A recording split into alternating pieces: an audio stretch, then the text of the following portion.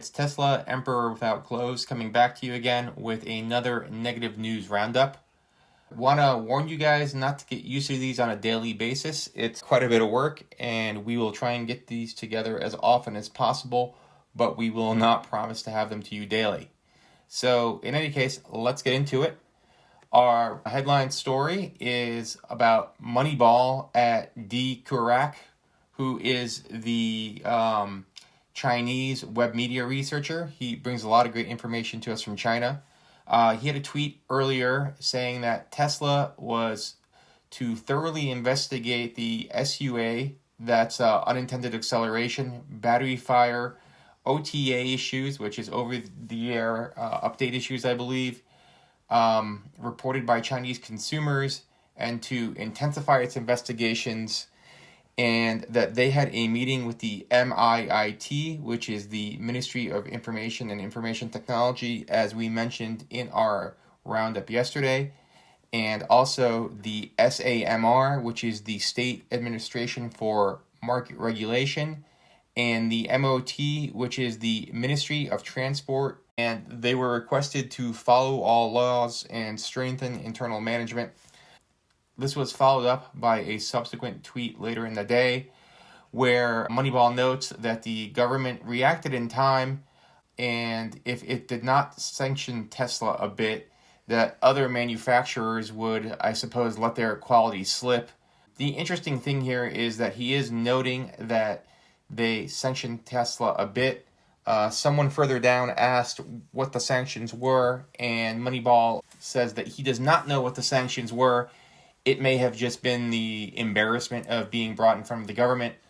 In any case, this was certainly interesting, and I'm not sure that this has fully unfolded yet, but it's nice to see that the regulators are on top of Tesla.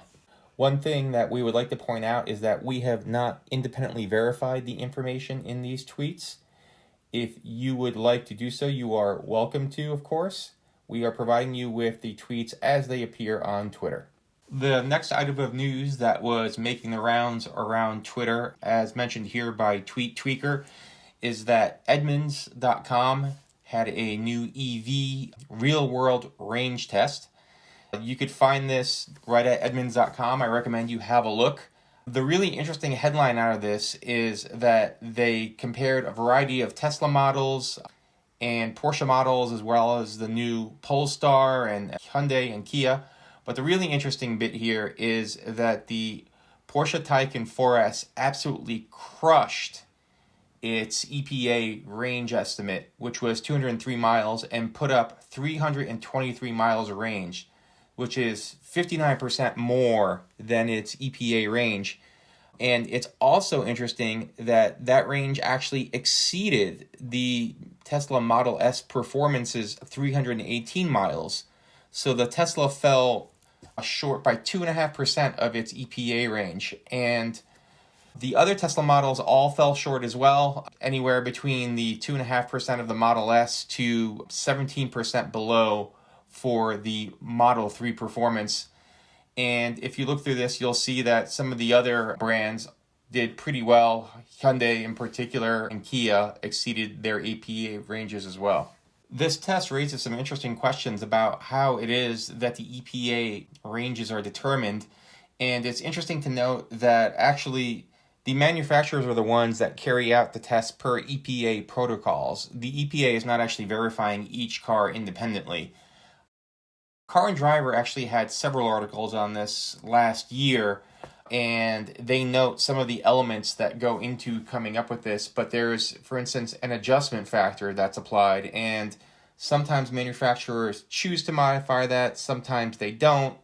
Certainly have a look at Car and Driver, it's worth a read, and we will actually be doing an episode in the future looking at how Tesla comes to its EPA ranges. We think there's probably something interesting there. The next bit of news that we want to hit came later in the day, and it's really interesting for those of you who trade in Tesla stock.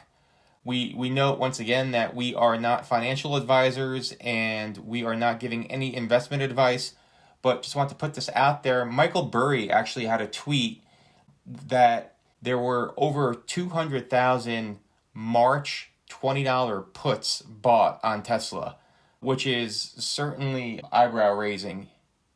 Not sure what it really means, but it provoked a lot of chatter on Twitter and a lot of stock boards. Next, we turn to this tweet by Cover Drive. He was looking at the take rates of the standard range versus long range in the Model Y, and then separately the 5-seat versus 7-seat configuration. And what he's found was that a surprising number of people were taking the long range version and were also choosing the 7-seat option. The numbers are up on his tweets, but the interesting things here are why the take rates are so high for these items. Our guess is that when someone is buying a $50,000 to $60,000 crossover, the extra few thousand for the long range is almost a no-brainer. And then separately, with respect to the third row, that makes it a 7-seater, our guess is people don't realize how tight that third row actually is. You'll notice that there is virtually no headroom or legroom whatsoever. And we think this could almost be a safety hazard in that if you were to stuff a child in there, their head would be hard up against the hatch glass, which does not seem particularly safe. We then turn to this piece that appeared in The Age, which is out of Australia, where they note that Musk's Bitcoin tweets could land him in trouble with regulators. And this has to do with the fact that, as I'm sure you are all well aware, earlier this week, Tesla announced that it had purchased $1.5 billion of Bitcoin. Those purchases, in all likelihood, coincide with a variety of tweets from Musk about Bitcoin, about cryptocurrency, and Dogecoin. And this is probably going to raise quite a few eyebrows at regulators. So we'll see what happens, but it was just interesting to see a piece on this. We do recommend having a look at The Age at their website if you want to read the full article. For our last piece, we always like to do something a little bit more lighthearted, and even though this is a few days old, we thought this tweet and the follow-up commentary on it was terrific. Here, Tool Grinder, who seems to have some manufacturing expertise, points out that Tesla's new die casting machine sits outside in some sort of carport type of thing, and in all likelihood, that's not going to be good for consistency in terms of quality. There's some good commentary here where people ask what is standard for manufacturing, and people point out that this would not pass muster with an average manufacturer. And aside from temperature control, a major issue here is humidity control, and moreover, where the Fremont factory is, salinity in the air. Just a fun little tweet. I recommend you check it out and check out the commentary, but it says something about Tesla quality. So that's all we have for you today. Please like, share, and subscribe. Thank you very much.